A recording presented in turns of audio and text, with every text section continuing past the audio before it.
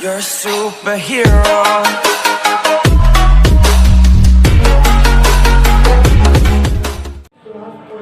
आज हम पढ़ेंगे स्वास्थ्य और रोग के बारे में। हम बीमार क्यों होते हैं, ये 9th का चैप्टर है। तो इसमें सबसे पहले आता है स्वास्थ्य और रोग। माने स्वास्थ्य क्या है, रोग क्या है, इसके बारे में पढ़ेंगे। ठीक, तो सबसे पहले हम देखते हैं स्वास्थ्य वो है अवस्था है, ठीक है, जिसके अंतर्गत शारीरिक, मानसिक, सामाजिक कार्य समुचित द्वारा उचित प्रकार से किया जा सके। देखिए ये क्या है, स्वास्थ्य है। स्वास्थ्य वाला पार्ट है, हम बीमार क्यों होते हैं। तो इसमें सबसे पहले स्वास्थ्य रोग। स्वास्थ्य क्या है, स्वास्थ्य वह अवस्था है जिसके अंतर्गत शारीरिक माने फिजिकल रूप से, मानसिक मेंटल रूप से, सामाजिक सोशल कार्य समुचित क्षमता द्वारा उचित प्रकार से किया जा सके, उसे स्वास्थ्य कहते हैं। और स्वास्थ्य के ये हमने आयाम बताए, 4 आयाम। ये तो रोग मुक्त होना, स्वास्थ्य का अर्थ क्या है, हमें कोई बीमारी नहीं है, हम रोग मुक्त हैं। दूसरा अच्छा महसूस करना, हमको ये महसूस लगे कि हम ठीक हैं, हमें कोई प्रॉब्लम नहीं है। मानसिक रूप से सकारात्मक दृष्टि रखना, माने पॉजिटिव सोच होनी चाहिए। दूसरा दबाव में न आकर उचित समाधान ढूंढना, माने किसी का दबाव नहीं गया, कोई कहता है ये करो वो करो, वो नहीं है और हम इसको कहेंगे तो उसका समाधान क्या है। अब सबसे पहले आता है हमारा पर्यावरण, भौतिक पर्यावरण, जहाँ हम रहते हैं वो पर्यावरण कैसा है, ठीक है ना, हमारे लिए लाभदायक है कि हानिकारक है, इसके बारे में। अब भौतिक पर्यावरण में आता है, देखिए सबसे पहले आर्थिक स्थिति और सामाजिक समानता। माने हमारे पास जैसे कोई आदमी है, उस पर ज़्यादा उसकी आमदनी अच्छी है, आय इनकम अच्छी है, तो एक तो आर्थिक स्थिति के कारण, और एक सामाजिक समानता। सामाजिक रूप से हम जहाँ रहते हैं, जिस मोहल्ले में रहते हैं, जिस गांव में रहते हैं, वहाँ सभी तरह के लोग, सभी जातियों के लोग रहते होंगे, तो सामाजिक समानता है कि नहीं है, वो है। फिर जान माल की हानि, बीमारियों का फैलाव, भोजन की समस्या। जान माल की हानि, कभी कभी दुर्घटनाएं होती हैं, अब उसमें जान माल की हानि होती है। माने मकान वगैरह हैं, वो जैसे भूकंप वगैरह आते हैं, अभी कश्मीर में भूकंप आया था, तो उसका जो केंद्र था अफगानिस्तान में, हिंदुकुश पर्वत है, उसका केंद्र था, तो उधर भूकंप आया, तो उससे मकान की मतलब जान माल की हानि होती है। और एक आता है बीमारियों का फैलाव, मतलब भौतिक पर्यावरण में है कि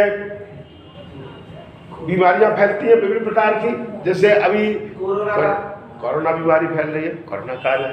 दूसरा भोजन की समस्या, अब भोजन की समस्या भी पैदा होती है, कभी कभी भोजन हमें कैसा मिलता है, क्या भोजन कर रहे हैं, ये बात। फिर आगे पर्यावरण में प्रदूषण के कारण क्या, देखिए पर्यावरण में प्रदूषण के कारण।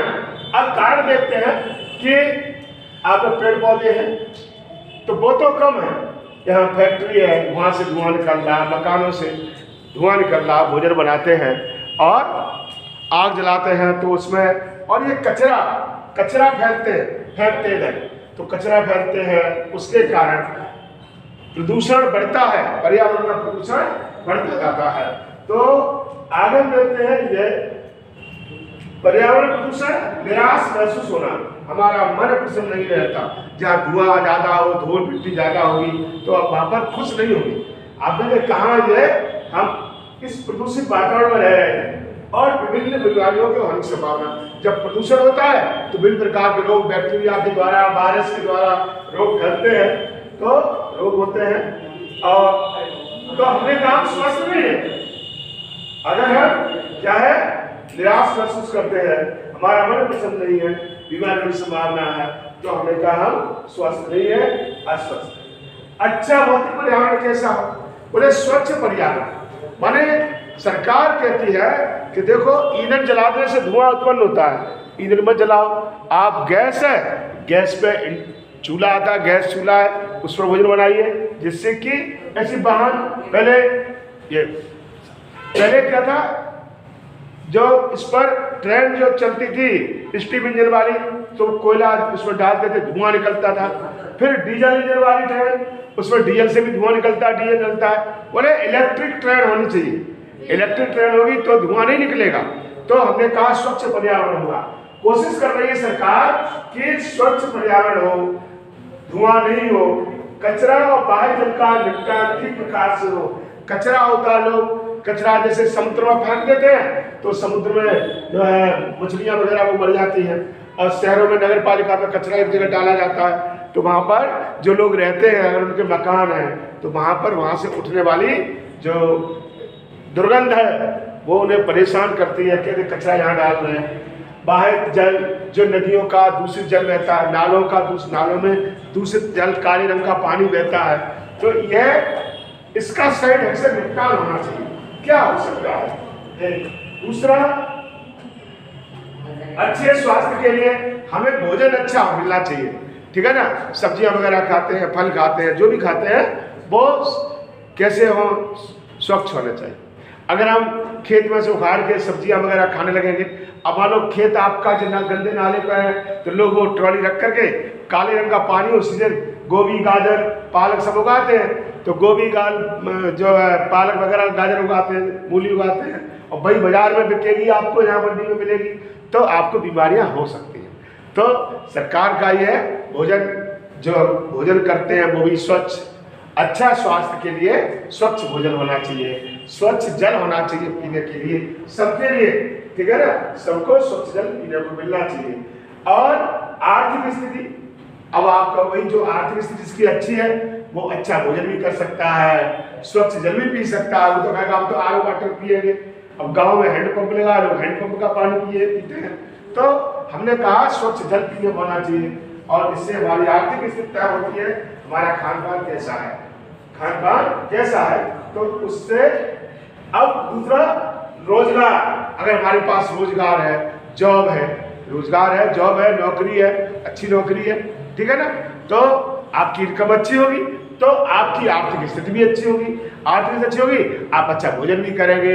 पता है ना, स्वच्छ पानी, आप कहें तो आरओ वाटर पीते हैं, हमारे पप्पा क्यों पिए, हम टंकी का क्यों पिए, तो हमने कहा ये रोजगार पर निर्भर करता है। चाहे रोजगार से मतलब नौकरी नहीं है, रोजगार तो दुकान भी आपका व्यवसाय है, लोगों का व्यवसाय, बड़े बड़े अच्छे व्यवसाय वाले हैं।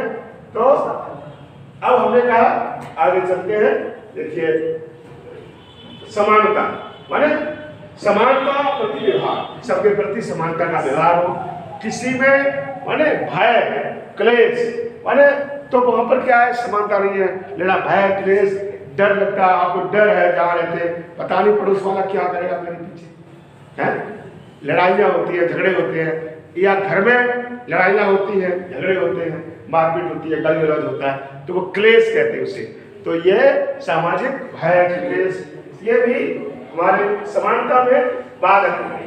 ठीक, आगे देखेंगे, समानता भाईचारा ये होना चाहिए, समानता भाईचारा हो, है ना, समानता और भाईचारा हो, सब मिलके रहे, कोई दुखी या क्लेश होने, लड़ाई झगड़ा दुख ना हो और भय ना हो।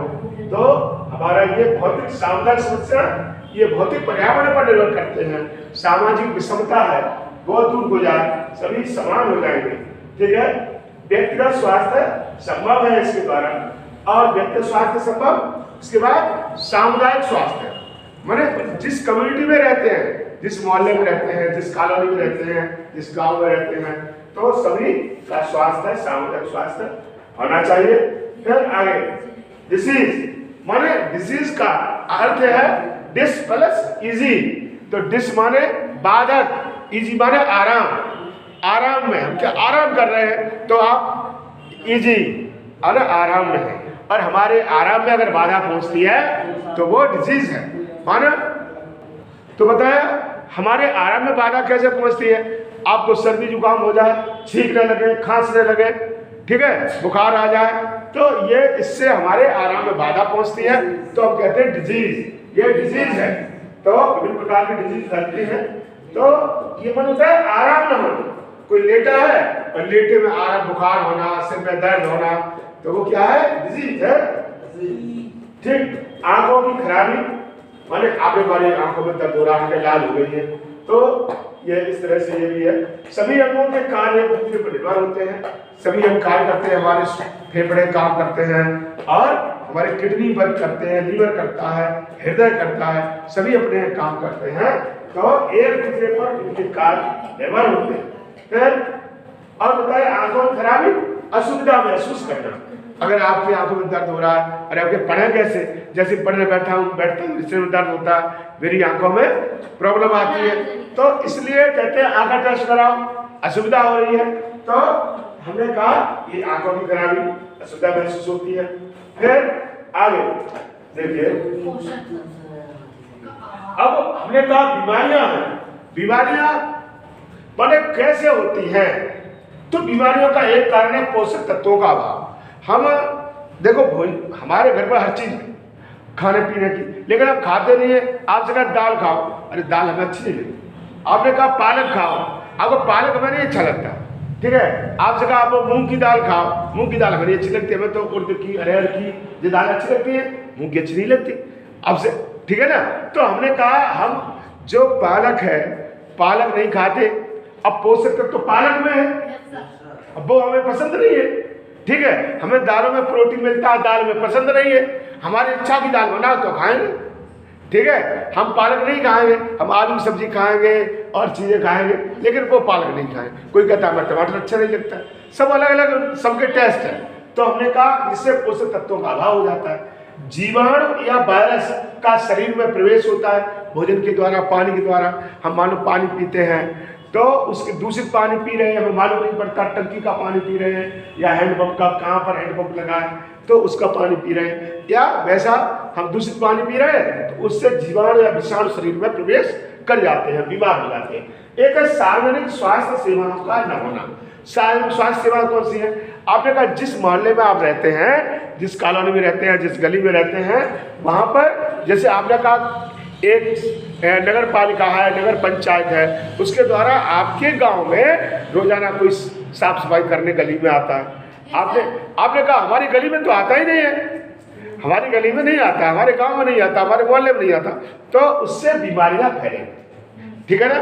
तो माने सार्वजनिक स्वास्थ्य सेवाओं का न होना, माने जो पानी की सप्लाई नहीं है, पानी लेने के लिए कहीं दूर से तालाब पे लेने जाओ, पहले लोग जाते थे तालाब का पानी पीते थे, नदियों का पानी पीते थे, तो लेकिन अब क्या है, हमने कहा स्वास्थ्य सेवाएं नहीं है, पीने के पानी, दवाइयों के लिए हॉस्पिटल नहीं है, ठीक है, हॉस्पिटल नहीं है, पानी नहीं है पीने को, अच्छा भोजन नहीं है करने को, तो हमने कहा ये सारी स्वास्थ्य सेवाओं का न होना।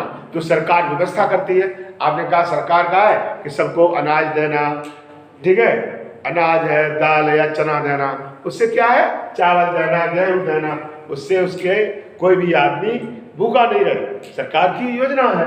फिर आनुवांशिक दोष, सिकल सेल एनीमिया। आनुवांशिक दोष माने ये माता पिता से उनके बच्चों में रोग आता है, सिकल सेल एनीमिया का। तो सिकल सेल एनीमिया है, ये आनुवांशिक दोष है, माता पिता से उनकी संतानों में आता है। तो इसमें जो ब्लड सेल है आरबीसी, ये गोल जैसे होती है, आप गोल होती है, गोल जैसे प्लेट है, थाली है, आपने कहा चंद्रमा है तो गोल आरबीसी होती है, लेकिन वो पिचक नहीं, क्या हो गई, जो वो हंसिया जैसी हो गई, तो उसको सिकल सेल एनीमिया कहते हैं। सिकल सेल एनीमिया कहते हैं। तो ये इससे लोगों के फेफड़ों में पूरी हवा या शरीर को पूरी ऑक्सीजन नहीं मिलती है, तो वो ज्यादा काम नहीं कर सकते, तो ये आनुवांशिक दोष है। ठीक, आगे रोग मुक्त, हमने कहा हमें कोई बीमारी ना हो, तो हम रोग मुक्त हैं, सभी रोग मुक्त होंगे, कोई बीमार नहीं रहेगा। तो फिर इसके बाद हमने कहा रोग मुक्त है तो हमारा स्वास्थ्य भी अच्छा होगा। ठीक, फिर इसके बाद अंगों के कार्य में कोई असुविधा ना होना। हमारे अंग जो है शरीर के जितने भी ऑर्गन्स हैं वो अपना विधिवत सभी कार्य कर रहे हैं, तो हम कहेंगे अंगों के कार्य में कोई असुविधा ना होना। फिर स्वस्थ शारीरिक, मानसिक, सामाजिक। अगर हमारे शरीर का सही काम कर रहे हैं तो हम स्वस्थ हैं शारीरिक रूप से, देखा होगा लोग जिम में जाते हैं, ठीक, मानसिक रूप से, सामाजिक रूप से सभी स्वस्थ हैं। एक फिर रोग मुक्त व्यक्ति, स्वस्थ व्यक्ति, तो हमने कहा ये स्वस्थ है, स्वस्थ होगा ये कहा नहीं जा सकता।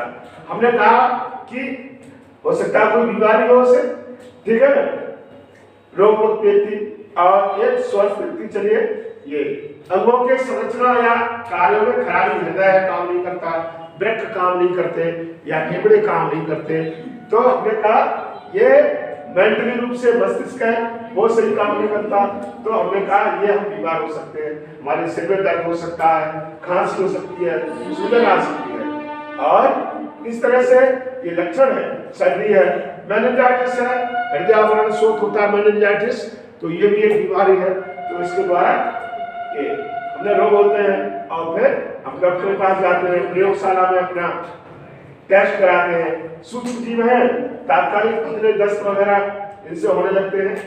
तो ये आनुवंशिकता, पोषण में कभी गरीबी, जल प्रदूषण, ये तत्काल संक्रामक रोग, असंक्रामक रोग, दो प्रकार के रोग होते हैं, संक्रामक और असंक्रामक। ठीक है, इतना मैंने पढ़ा दिया आपको।